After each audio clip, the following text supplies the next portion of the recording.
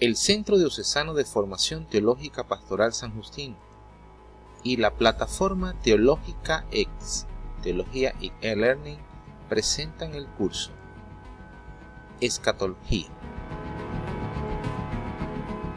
En el desarrollo de nuestro curso corresponde el día de hoy tratar el tema número 5, como parte de la escatología consumada. Hablaremos entonces sobre el reino de Dios. Para ello hemos estructurado la propuesta en la siguiente manera. Primero hablaremos de la revelación bíblica sobre el reino. A continuación, el reino, presente o futuro. Luego, la dimensión trinitaria del reino en la patrística. Y para cerrar el tema de hoy, el reino en el magisterio de la Iglesia. Pasemos entonces a nuestro primer tema, la revelación bíblica sobre el reino.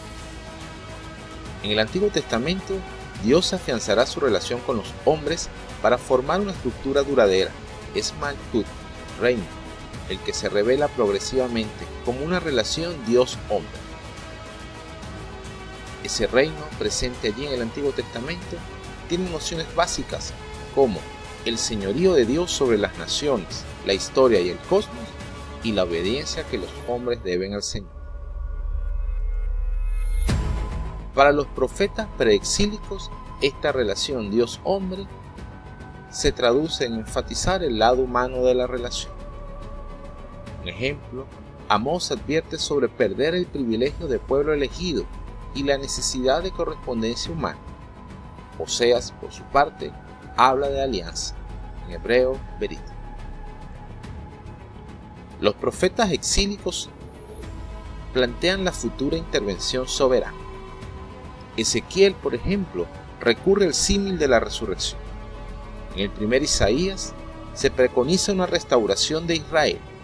Jeremías, por su parte, habla en términos de una nueva alianza interior.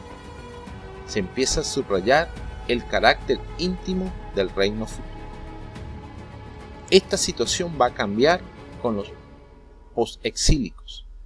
Allí se habla ya de un reino escatológico en términos futuros.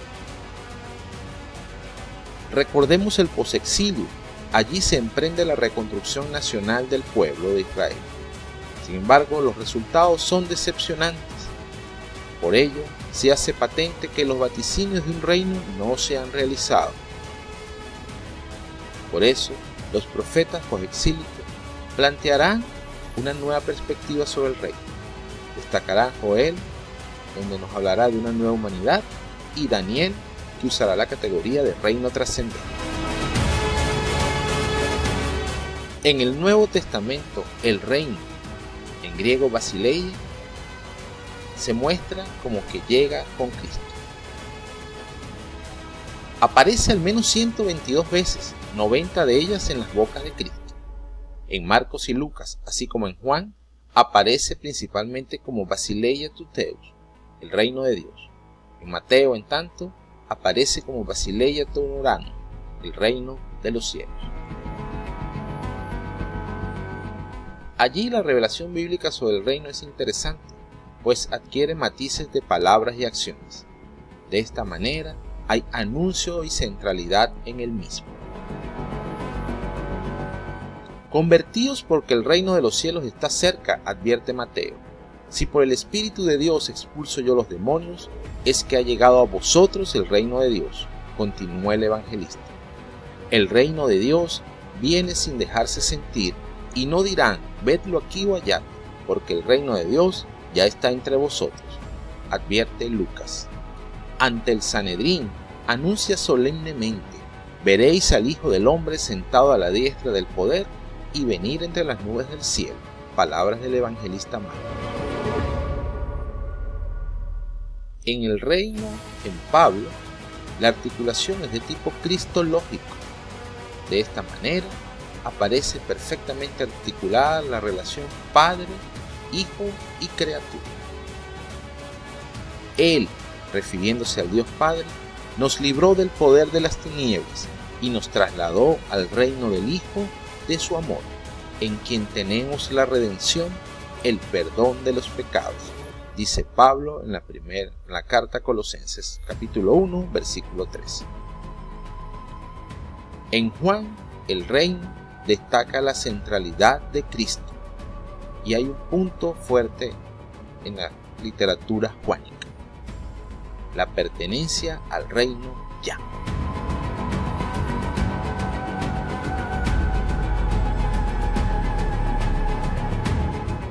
El reino presente o futuro.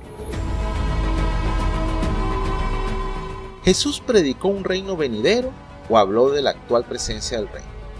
Hay dos tipos de pronunciamientos escatológicos en el Nuevo Testamento. Podríamos clasificarlos como aquellos textos de futuro, incluso algunos de futuro inminente, y en segundo lugar, los textos del presente. Históricamente, cada grupo tomado unilateralmente ha dado pie, los primeros, a una interpretación futurista de la predicación de Jesús sobre el reino, y los segundos a una exégesis presentista. Aparece entonces la categoría de escatología consecuente, propia del anuncio de un reino futuro. En contrapartida, aparece la escatología cumplida, más de acuerdo con la categoría del reino presente. Las dos posturas lamentablemente se neutralizan mutuamente. Por lo tanto, es necesario para el teólogo buscar una conjunción coherente de los textos como única salida. De esta manera, acudimos a una resolución de tipo proléptico. Reino ya, pero aún no. Es parte de la tensión escatológica.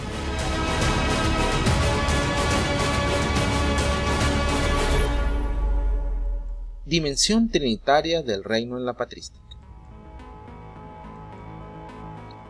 Cristo es inaugurador del reino.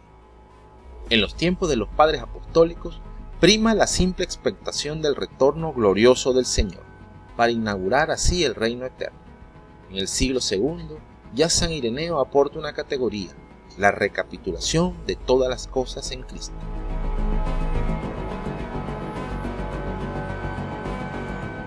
A continuación se desarrolla el aspecto interior y dinámico del reino. En el siglo III, Tertuliano entiende que la esencia del reino consiste en que los hombres cumplan la voluntad divina.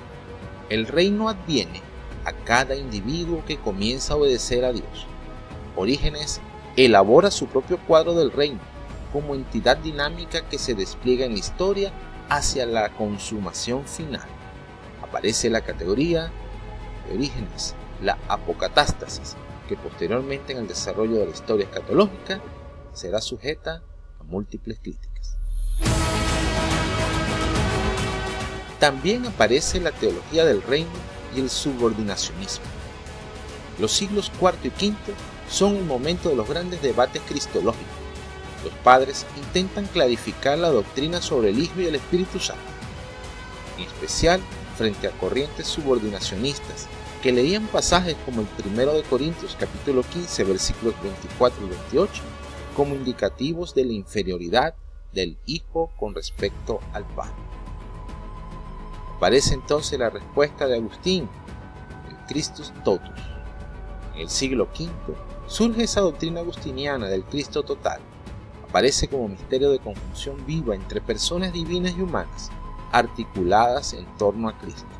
De esta manera, los hombres llegan a constituir una sola persona con Cristo.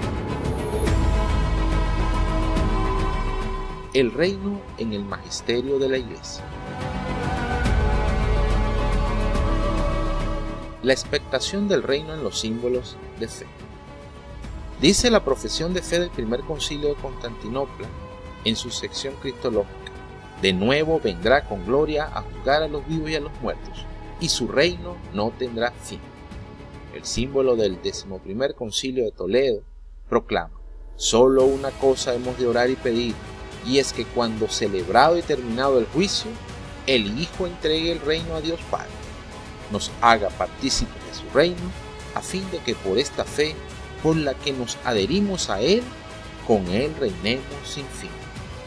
Luego, lamentablemente, en las profesiones de fe de la época medieval, será llamativa la escasez de referencias explícitas al reino escatológico.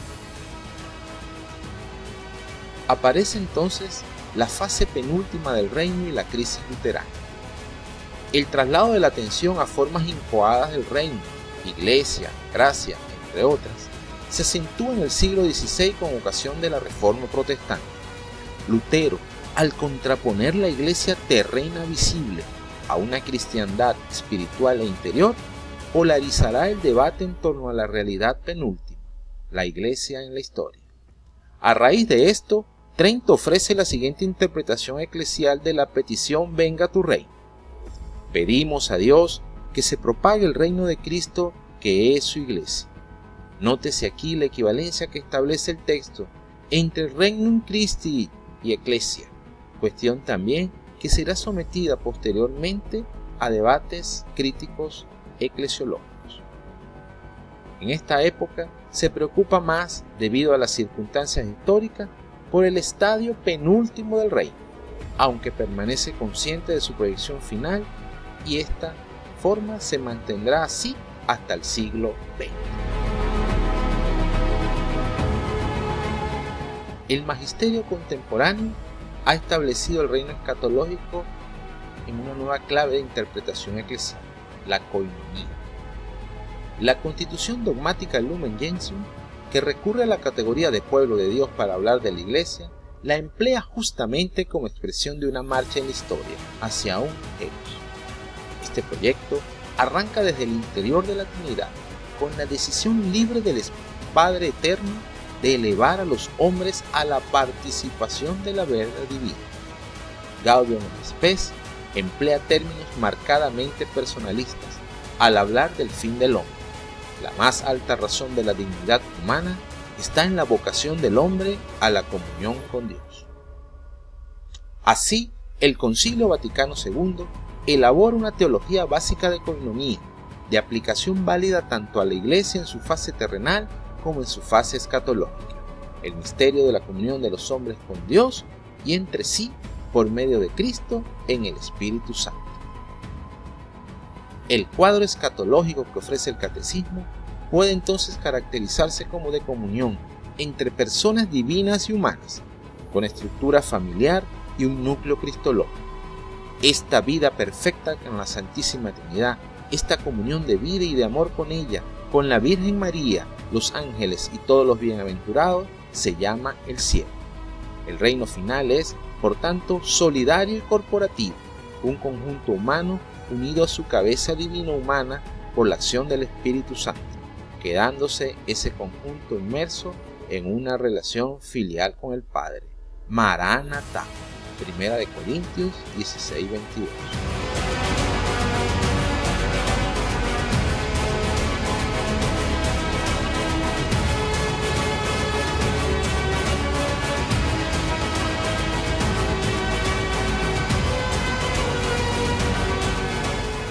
Paz, gracia y misericordia.